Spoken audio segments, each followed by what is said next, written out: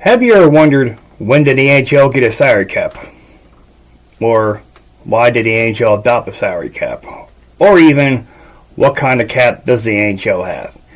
If you have questions like these or other questions, stay tuned to the video to learn about a brief history of the NHL salary cap.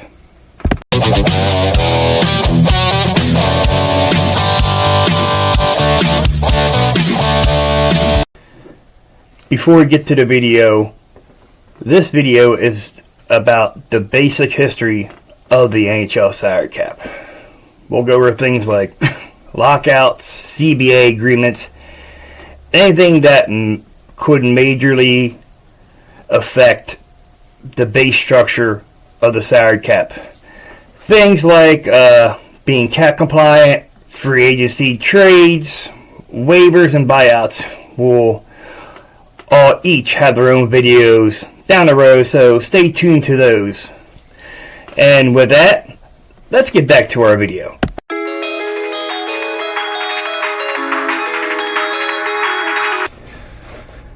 Prior to the NHL adopting a salary cap, starting in the 05-06 season, there wasn't a salary cap.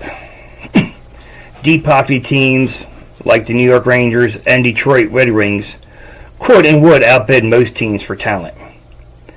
With deep pocket teams having that major advantage over most of the league, it caused small market teams like the Edmonton Oilers to have issues dressing a competitive roster. With that becoming an issue and the rise in player salaries, on October 1st, 1994, the NHL would lock out the players. The league wanted a salary cap or even some form of luxury tax that would affect the deep pocket teams and help try to level the playing field as far as what money that each team spent. But the players' union did not want any of that. They didn't want a salary cap. And as negotiations drug on and deadlines were missed, the fear of the season being lost to a lockout started to creep in both sides' mind. And with that fear starting to look like a reality, on January 11th, 1995, both sides agreed to end the lockout and to play a 48-game shortened season. There was no salary cap or luxury tax agreed upon when the lockout ended. So problems that originally caused this lockout weren't answered and continued to be a problem for years to come. This may have been the first NHL lockout, but as we all know, this wouldn't be the last.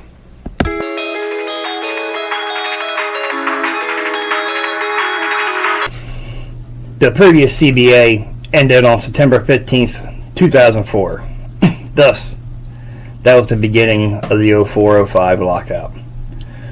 During negotiations, the league stated that 75% of revenues were being spent on player salaries. The NHLPA commenting, saying that wasn't true, and then also stating that they would never accept a salary cap. As both sides negotiated, and neither side given an inch, deadlines came and went, and the talk that there's a possibility that the NHL could lose the entire 04-05 season to a lockout. And those conversations got louder. And then those words became reality when on February 16th, 2005, the NHL announced that they were canceling the season. And that would be the first time that a league lost an entire season to lockout in North America. During the lockout, most players, whenever season played, some stayed and played in the AHL or ECHL while negotiations continued. But then on July 22nd, 2005, it was announced that both sides have agreed to a new CBA and that the lockout would end. The NHL salary cap is what they call a hard cap, meaning that all contracts are guaranteed until they're bought out. The first NHL salary cap was set at $39 million, and the max amount a player could sign for salary-wise was set at $7.8 million. This is also the era where the no trade, no movement clauses became a very important negotiating tool with players. This is also the era of those godly long front-loaded contracts. The first of these contracts was signed by Rick DiPietro. It was a 15-year, $67.5 million contract. And the GM that handed Rick DiPietro that contract was the legendary Garth Snow. God, why Garth Snow? You only know about three damn things. Those horrible, illegal damn shoulder pads you wore during the 97 Stanley Cup run with the Flyers. And then, one year, you're just a backup goaltender. Oh, that's all you are. Just play a couple games here and there. And then the next year, you're a GM. I don't know how that happened. Like, who'd you know? You got pictures of somebody. You gotta have something. And then, once you become GM, you're like, oh, look. My former goaltending partner, my buddy, Rick DiPietro, needs a contract. Here, why don't you take this 15-year contract? Oh, you see what you started? This is all your fault. Oh, look what my fiance has. A Garth Snow jersey. Oh, what joy and happiness. Oh, God. Oh, help me, God.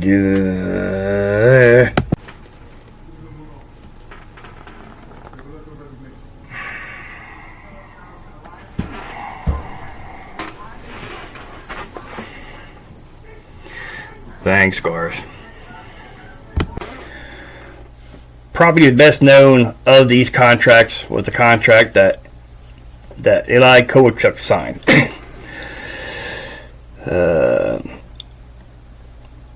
On July 19th, 2010, the Devils and Kovalchuk agreed to a 17-year, $102 million contract that the league rejected.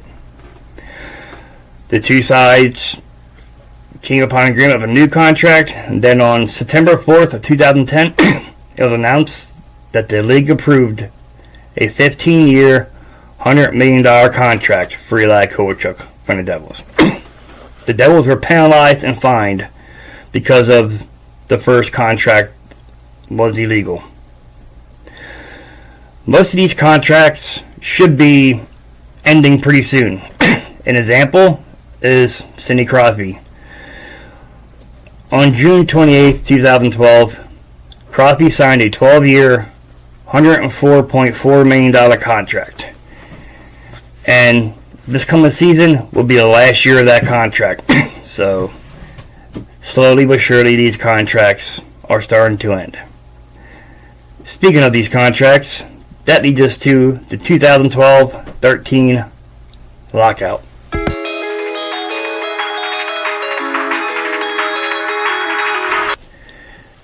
This lockout began on September 15th, 2012. The reason for this lockout was to get these long-term, front-loaded contracts under control, set limits as to length of contracts, and also the owners wanted to reduce the 57% of revenue that the players got. On January 6, 2013, it was announced that both sides agreed to a new CBA and that the lockout will end. The new CBA included a lower salary cap. The previous season, the 2011-12 season, the salary cap was $64.3 million. When the 2012 and 13 season, the salary cap was down to $60 million.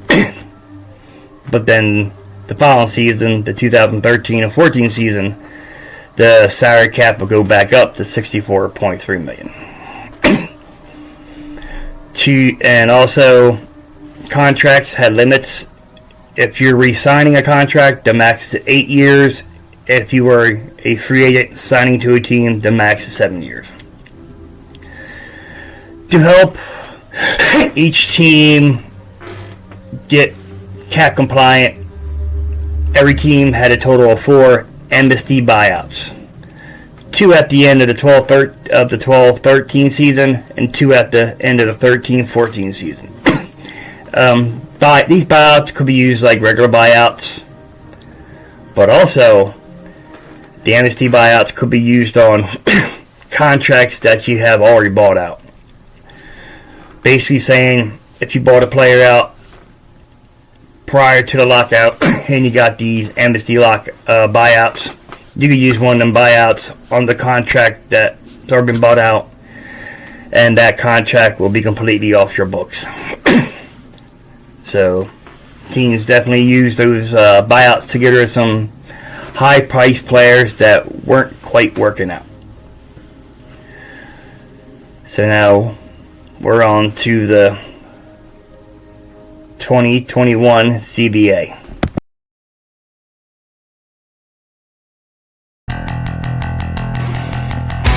On July 10th, 2020, the NHL and NHLPA reached an agreement to renew the CBA through the 25-26 season.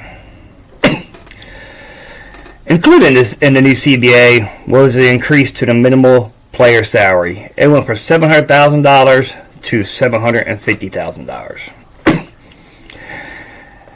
They also agreed to keep the salary cap at $81.5 million for the 20 and 21 season.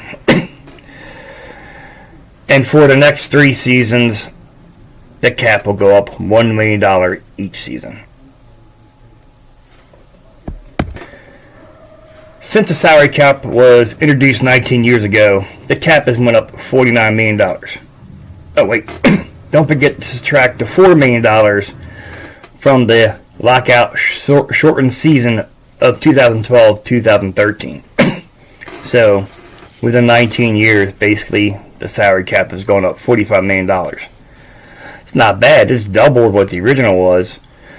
But compared to the other two leagues in North America that have salary caps, the NFL and the NBA, the salary cap of the NHL is nowhere near those two. So, but also in the same amount of time, the max salary a player could sign for went from $7.8 million to now $14 million. Yes, that's almost doubled. But you can guarantee after this season, Connor McDavid is eligible to sign an extension, and guarantee he's going to sign for more than $14 million. But that raises the question, are these salaries getting out of control? Yes, the star players deserve the money. But at the same time, if your star player is making 10 plus million, but then you got a player who's playing on third line who may score 20 goals and he's making $4 million, after a while it adds up. Star player salaries going up, and so are the role players. But also a question, when the CBA expires in 2 years, will the rising player salaries be one of the talking points of it? We'll have to wait and see. So, there is the basic history of how the NHL salary cap started. Tell me what you think about the video down below in the comments. Also, if you like the content we create here on the channel, would you please subscribe and like our videos? And also, we're on TikTok at Anthony.the.goalie. And as always, thank you for watching and all your support. And until we meet again in the crease, have a good day.